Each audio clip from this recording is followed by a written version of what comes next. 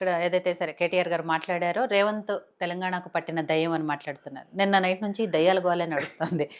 కవిత గారు యూఎస్ నుంచి వచ్చి ఎయిర్‌పోర్ట్‌లో ప్రెస్‌లో ఆవిడ మాట్లాడుతూ, పార్టీలో కేసీఆర్ గారి చుట్టూ దయ్యాలున్నాయి. కేసీఆర్ గారు దేవుడు. కానీ ఆయన చుట్టూ మాత్రం దయ్యాలున్నాయి. ఆ దయ్యాలే నా మీద కుట్ర పన్నుతున్నాయని ఆవిడ మాట్లాడారు. కట్ చేస్తే ఇవాళ మళ్ళీ కేటీఆర్ గారు ఆయన ప్రెస్ మీట్‌లో రేవంత్ రెడ్డి గారిని దయ్యంతో పోలుస్తున్నారు. సో, ఏదైతే సిస్టర్ స్ట్రోక్ తగిలి ఇలా మాట్లాడుతున్నారు కేటీఆర్ గారు అనేది సతీష్ గారు అదే చెప్తున్నారు. ఈవెన్ కాంగ్రెస్ నాయకులు అదే చెప్తున్నారు. మంత్రి సీతక్క కూడా అదే విషయం చెప్తున్నారు. నిజంగానే ఆ పరిస్థితి ఉందా కేటీఆర్ గారికి? ముందుగా మీకు ప్యానల్లో ఉన్న వారికి యోయో టీవీ ప్రేక్షకులకు నమస్తే. కాంగ్రెస్ వాళ్ళు తప్పించుకోవడం కోసం ఎన్నైనా చెప్తారు. సిస్టర్ స్ట్రోక్ జరిగిందని చెప్పేసి అన్న చెప్తున్నాడు, సరే కాంగ్రెస్ పార్టీ వాళ్ళు చెప్తున్నారు. మేమేమంటాము, సీఎం రేవంత్ రెడ్డి గారికి వాళ్ళ మంత్రివర్గంలో స్ట్రోక్ జరిగింది అని చెప్పేసి మేము చెప్పగలుగుతాం. ఎందుకంటే తన మంత్రివర్గమే ఆయన ఆమోదిస్తలేదని చెప్పి చెప్తున్నారు. అనేక సార్లు మొన్నటికి మొన్న మంత్రి గారు చెప్పారు, మా మంత్రులు కమిషన్ ఇయ్యందే ఎక్కడ పనులు జరుగుతలేవు అని చెప్పారు. ఎమ్మెల్యేలు ఆమోదిస్తలేరు, ఆయన పేరు ఆయనే మర్చిపోతున్నాడు. ఎక్కడికక్కడ ముఖ్యమంత్రి ఉత్తమ్ కుమార్ రెడ్డి గారు అని చెప్తున్నాడు. అందుకోసమే ఆయన ప్రెస్టేషన్లో తట్టుకోలేక ఏదో రకమైన మాటలు వాళ్ళు మాట్లాడుతారు, వాళ్ళని వాళ్ళు కవర్ చేసుకోవడం కోసం. కవిత గారు చెప్పింది ఏముందండి, అక్కడ చెప్పింది వాస్తవం, ఆమె చెప్తుంది కదా. ఇప్పుడు మాది స్వేచ్ఛగా మా భావ ప్రకటన చేయకపోవచ్చు మా అధినేతకు. ఇక్కడ జరుగుతున్నది మన వరంగల్లో జరిగిన మీటింగ్లో ప్రజలు ఈ విధంగా అనుకున్నారు. ఒకవేళ బీజేపీ మీద కొంచెం బాగా మాట్లాడితే బాగుండునేమో అని చెప్పి సలహా ఇచ్చింది. ఆమె ఒక లేఖ రాసింది. తండ్రి అన్న ఉద్దేశంతో కాదు, పార్టీ అధినేతగా ఒక కార్యకర్తగా రాసిన. ఆ రోజు ఎంపీ ఎలక్షన్లో కేసీఆర్ గారికి అని రాసి ఉండాల్సింది, డాడీకి అని కాకుండా. ఇక్కడ ఇవ్వనండి. ఇప్పుడు ఎంపీ ఎలక్షన్ల తర్వాత మా పార్టీ ఓడిపోయినప్పుడు ఒక్కొక్క నియోజకవర్గం నుంచి ముఖ్య కార్యకర్తలను నాయకులను పిలుచుకొని సమీక్షా సమావేశాలు పెట్టినప్పుడు కూడా మా నాయకులు అదే చెప్పారు. ఎక్కడైతే మనకు లోపాలు ఉన్నాయో దాని మీద సలహాలు సూచనలు ఇవ్వమంటే కొంతమంది లేఖల ద్వారా ఇచ్చారు, కొంతమంది అభిప్రాయాలు అక్కడ చెప్పారు. సేమ్ అదే విధంగా చెప్పొచ్చు, దాన్ని పక్కన పెట్టేసి. ఒకవేళ అదే విధంగా చెప్తే ఇవాళ కేటీఆర్ గారు ఎలా మాట్లాడారు? సరే, లేఖలు రాయటంలో తప్పులేదు, చాలా మంది రాస్తూనే ఉంటారు. కానీ కొన్ని విషయాలు అంతర్గతంగా చర్చించుకునే ఉంటాయి. అలా అంతర్గతంగా చర్చించుకోవాలి, అది నేనైనా ఇంకెవరైనా. మరి ఎందుకన్నారు ఆయన, ఎందుకన్నారు ఆ మాట? అవునండి, ఇప్పుడు అది అంతర్గతంగా చర్చించుకోవాల్సిన విషయాన్ని ఎక్కడో లీక్ జరిగింది కాబట్టి దాని మీద ఆ లీక్ అనేది జరగకుంటుంటే బాగుండేదనే మాట ఆయన మాట్లాడాడు. అదేవిధంగా ఇప్పుడు దీని గురించి లేఖ గురించే మాట్లాడుతున్నారు కదా. ఈ రోజు రేవంత్ రెడ్డి గారి మీద ఛార్జ్ షీట్ ఆయన ఈడీని ఆయన పేరు చేర్చినప్పుడు దాని గురించి ఎందుకు మాట్లాడతలేరు? గతంలో సోనియా గాంధీ మీద, రాహుల్ గాంధీ మీద ఆయన పేర్లు A1 A2గా చేర్చినప్పుడు ఎందుకు మాట్లాడతలేరు? ఇప్పుడు మన అన్నగారు చెప్పినట్టు కర్ణాటకలో గతంలో యడియూరప్ప మీద ఆరోపణలు వచ్చినప్పుడు అక్కడ ఉన్నటువంటి వాళ్ళు ఆయనను ముఖ్యమంత్రి పదవి నుంచి దిగిపోమని చెప్పేసి రాజీనామా పరిస్థితి తీసుకొచ్చారు కదా. ఇప్పుడు ఇక్కడ మొన్న కర్ణాటకలో కూడా మరి ఒక కుంభకోణం జరిగిందని చెప్పేసి అక్కడి నుంచి మొన్న ఎంపీ ఎలక్షన్లో అప్పుడు 40 కోట్ల రూపాయలు ఈ తెలంగాణ రాష్ట్రంలో ఉన్న ఎంపీలకు కూడా ఫండ్ వచ్చిందని చెప్పేసి ఆరోపణలు ఉన్నాయి కదా. పేర్లతో సహా ఉన్నదని చెప్పి, ఆధారాలతో ఉన్నదని చెప్పేసి వాళ్ళే చెప్పారు కదా. మరి వాళ్ళ మీద ఎందుకు ఛార్జ్ షీట్ ఈడీకి ఎందుకు కనబడతలేదు? బీజేపీ నాయకులకు ఎందుకు కనబడతలేదు? బీజేపీ కాంగ్రెస్ ఇద్దరు కలిసి కూడబలుకొని మొత్తం మీదకి వెళ్ళి మన వరంగల్ సభ సక్సెస్ అయింది కాబట్టి ఏ విధంగా కేసీఆర్ గారిని కానివ్వండి, బీఆర్ఎస్ పార్టీని ఎక్కడ మనం తగ్గించుకోవడం కోసం ప్రయత్నం చేయాలని చెప్పి వాళ్ళు పోటీపడి ప్రయత్నం చేసి ఏదో రకమైన ఆరోపణలు చేస్తారు. కానీ వాళ్ళు నిజంగా ప్రజలకు ఏం చేస్తున్నారు, ఏం చెప్తలేరు? ఒకవేళ ప్రభుత్వంలో ఉన్నది రేవంత్ రెడ్డి గారు ప్రజలకు ఇచ్చిన హామీలు నిలబెడుతున్నాడా లేదా? దాని గురించి బీజేపీ వాళ్ళు ప్రశ్నించాలి కదా. ఎంతసేపు చెప్పి కేసీఆర్ గురించి, బీఆర్ఎస్ పార్టీ గురించే మాట్లాడుతుంది కానీ ఈ ప్రభుత్వం ఇచ్చిన హామీలు నిలబెడుతుందా లేదా? మరి ఇప్పుడు ముఖ్యమంత్రి గారి మీద ఇన్ని ఆరోపణలు వచ్చినాయి, మరి ఎందుకు దాని మీద స్పందించదు? మొన్న యూనివర్సిటీ భూముల మీద సుప్రీంకోర్టు తీర్పు చెప్పింది.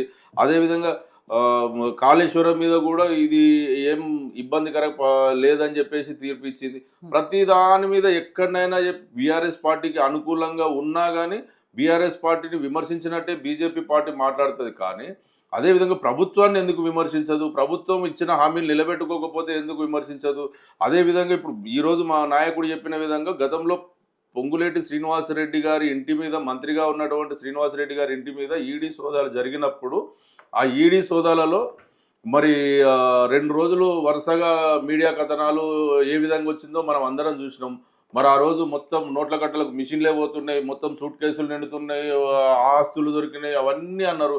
మరి నాటి నుంచి నేటి వరకు అసలు ఎన్ని ఆస్తులు దొరికినాయి, ఎన్ని డబ్బులు దొరికినాయి, మరి దాని గురించి ఈ బీజేపీ నాయకులు ఎందుకు స్పందిస్తలేరు? ఈడీ కూడా ఎందుకు మరి దాని మీద ఒక సరైన నివేదిక ఇస్తలేదు? మరి ఆయన గురించి ఆయన ఎందుకు కాపాడుకుంటూ వస్తుంది? ఈడీ కాపాడుతుందా, బీజేపీ నాయకులు కాపాడుతున్నారా, రేవంత్ రెడ్డి గారు కాపాడుతున్నారా?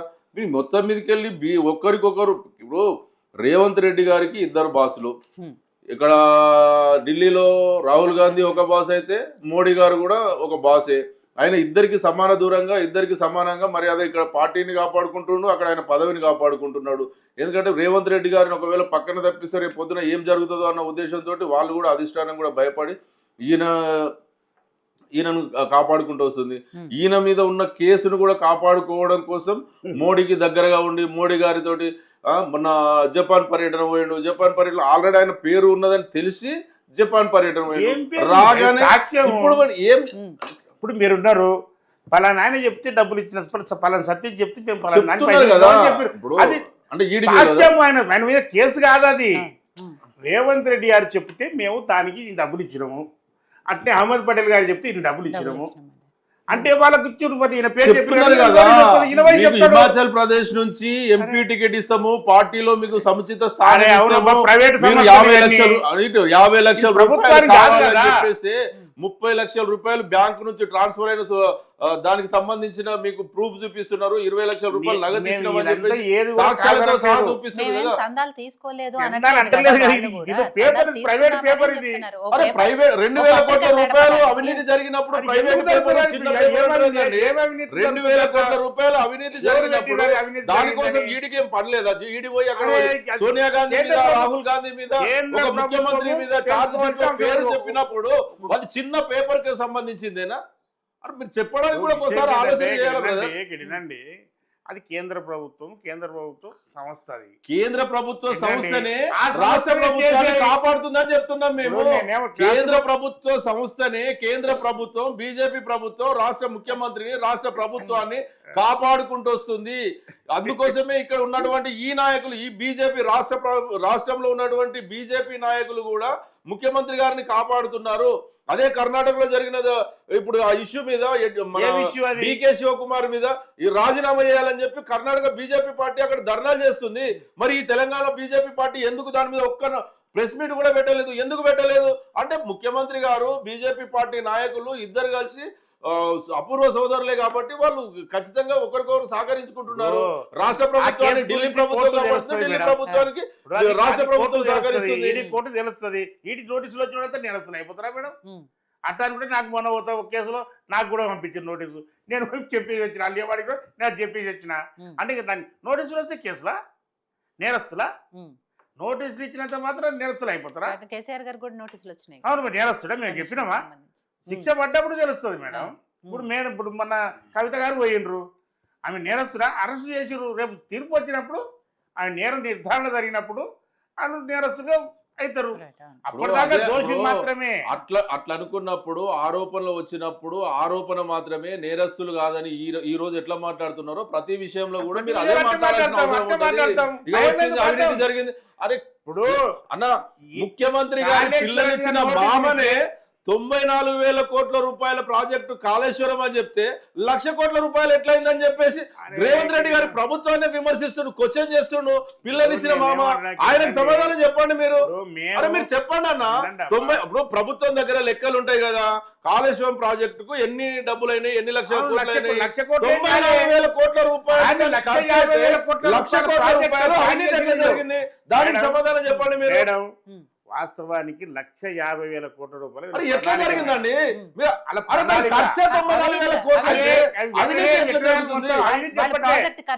దాని ఖర్చు ఇంత టార్గెట్ మేడం, 94 lakhs. మన లాక్ దాకా పోలే, 1,00,000 లోపే ఉన్నాయి. మరి 1,00,000 కోట్ల అవినీతి ఎట్లా జరిగింది? 1,00,000 కోట్ల అవినీతి ఎట్లా జరిగింది? 94,000 కోట్ల రూపాయల ప్రాజెక్టు ఖర్చు, 1,00,000 కోట్ల అవినీతి ఎట్లా జరిగింది? అవినీతి ఎక్కడ పోయింది? నాట్ ఓన్లీ కాళేశ్వరం, అన్ని ప్రాజెక్టులలో 1,00,000 కోట్ల రూపాయలు స్కామ్ జరిగిందని చెప్తున్నారు. అంతేగాని కాళేశ్వరం అనుకున్నదే 1000 కోట్ల రూపాయలు. ఇది కరెక్టా? మన లక్షలు కాంగ్రెస్ పార్టీ వాళ్ళు చెప్పేది ఇదేనా? అరే ఇక్కడ వాళ్ళు ఏం చెప్తున్నారు? ప్రతిరోజు రకరకాలుగా అలా చెప్పుకోవచ్చు. ప్రతిరోజు మీరు చెప్పేదంతా కాళేశ్వరం మీద 1,00,000 కోట్ల రూపాయలు అప్పు జరిగిందని చెప్పేసి అనవసరంగా జరిగిందని అబండాలు చెప్తున్నారు వేస్తారు. ఆ మాట ఇప్పుడన్నా ఒప్పుకున్నావు నిజం. అరే. నేనేమంటున్నా, కాళేశ్వరం ప్రాజెక్టు మొత్తం ఖర్చే 94,000 కోట్ల రూపాయలు. దానికి మీరు అబద్ధాలు మాట్లాడి అబద్ధాలు కల్పించుకొని 1,00,000 కోట్లు అవినీతి ఎట్లా జరిగిందో దానికి కాంగ్రెస్ పార్టీ కాంగ్రెస్ ప్రభుత్వం సమాధానం చెప్పాలి. అక్కడ కుప్పగూలు అయితే పడిపోయిందిగా. ఎక్కడ కుప్పగూలింది? కుప్పగూలింది. అరే 3 బ్యారేజ్లలో 2 బ్యారేజ్లకు పర్యబట్టిందన్న. దానికి అంచనా ఎంతనో ఒకసారి చూసుకోండి. అది జరుగుతుంది. మీ నాయకుడు కేటీఆర్ అరే 2 పిల్లర్లు రిపేర్ చేయాలని ప్రభుత్వం మీ ప్రభుత్వం అన్న 2 పిల్లర్లు రిపేర్ చేయాలి. అరే 300 పిల్లర్లు 2 పిల్లర్లు రిపేర్ చేయించి రైతులకు సాగునీటికి అందుబాటులో తీసుకురావాల్సిన అవసరం మీకున్నది. ఒక 2 పిల్లర్లు కూడా రిపేర్ చేయాలని ప్రభుత్వం మీరు ఇచ్చిన హామీల గురించి ఏం మాట్లాడుతున్నారు? ఇప్పటి వరకు మీరు ఒక ఇటుక పెట్టిరా? ఇప్పుడు 2 లక్షల కోట్ల రూపాయలు అప్పు తెచ్చింది ఈ ప్రభుత్వం 2 సంవత్సరాల లోపల. అరే మా పెట్టింది ఏముంది? 3,89,000 కోట్ల రూపాయలు. 9.5 సంవత్సరాలకు 3,89,000 కోట్ల రూపాయలు అప్పు మేము చేసినాము. మరి మీదంతా అప్పటికే ఉమ్మడి ఆంధ్రప్రదేశ్ లో వచ్చింది 60 లక్షల కోట్ల అప్పు వచ్చింది. మరి దానికి సమాధానం చెప్పు. మీరు 60,000 కోట్లు, సరే 60,000 కోట్ల రూపాయలు ఉమ్మడి రాష్ట్రంలో అప్పు పోను, దాన్ని కలుపుకొని 3,89,000 కోట్ల రూపాయలు అప్పు మా ప్రభుత్వం చేసింది. మరి 2 లక్షల కోట్ల అప్పు 2 సంవత్సరాల్లో మీరెట్లా చేసిరు? ఎన్ని ప్రాజెక్టులు కట్టిరు? ఒక ఇటుక పెట్టిరా? ఒక శంకుస్థాపన చేసిరా? మేము కట్టిన దానికి శంకుస్థాపన చేసుకుంటా, రిబ్బన్ కటింగ్ చేసుకుంటా, ఓపెన్ గా చేసుకునేదే. కానీ మీ నాయకుడు ఏం చేసిండు చెప్పండి? మీరు అందాల పోటీలు పెట్టిరు. సెక్రటరియట్ కాడికి తీసుకొస్తే మీ అందాల బాబులు తీసుకొచ్చి ఇది ఎవరు కట్టారు? కేసీఆర్. ఊ ఇస్ కేసీఆర్. ముద్ద భవన్ కాడికి పోతే ఊ ఇస్ కేసీఆర్. అంబేద్కర్ భవన్ కాడికి పోతే ఊ ఇస్ కేసీఆర్. కేసీఆర్ అనే గొప్ప నాయకుడు ఈ తెలంగాణ రాష్ట్రంలో ఉన్నాడు కాబట్టి అంతర్జాతీయ స్థాయి నుంచి వచ్చినటువంటి మీ అందాల పోటీలో వచ్చినటువంటి యువతులు కూడా మెచ్చుకొని పోయారు. కేసీఆర్ గారి గురించి నాగార్జున సాగర్ తీసుకెళ్తే ఎవరు కట్టిరని అడుగుతారు. సో అది వేరే విషయం. ఏ ప్రభుత్వం వచ్చినప్పుడు ఎవరు కట్టిరు అనేది అడగటంలో అడిగితే మరి వీళ్ళు కట్టింది ఏందండి? వీళ్ళు కట్టింది ఏందో చెప్పుమానండి. 2 లక్షల కోట్ల రూపాయలు